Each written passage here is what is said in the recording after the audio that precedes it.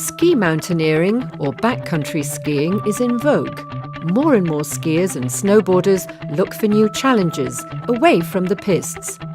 More avalanches are recorded each year, but in spite of this, fewer people who are caught in avalanches actually die, according to a study by the Swiss Institute for Snow and Avalanche Research.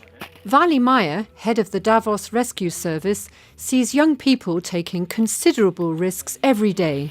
Luckily, today's freeriders think it's cool to be better equipped, to wear a helmet and a rucksack with the right gear inside.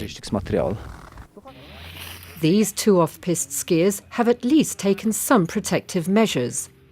Still, the search for the extreme kick on virgin snow can be fatal.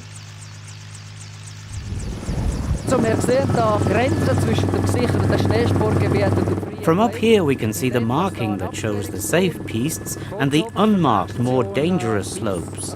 That's where an avalanche could happen. These snowboarders, for example, live very dangerously. It's a cruel, cruel world to face on your own, a heavy cross to carry along. I think they're on a big mass of fresh snowdrifts. They didn't choose the best route, and on that steep face the risk of avalanche is considerable.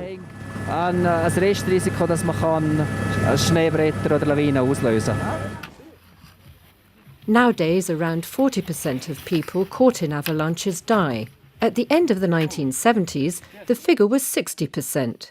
Still, this means 20 people are killed this way each year. Shovels and sensors are part of the high-tech equipment used by ski mountaineers. But in extreme danger, freeriders can even inflate an airbag. Und für was ist jetzt das gut? With this, you can float on top of the avalanche and you don't get shaken up, making a rescue easier. I know people who've used it already. It has always been useful. What's important is that you don't take more risks because you're better equipped. This is only to be used in a real emergency. But even the most advanced technology won't replace common sense and a well-trained avalanche dog. So ist der brave Hund, so ist der brave Hund. Ei, ei, ja.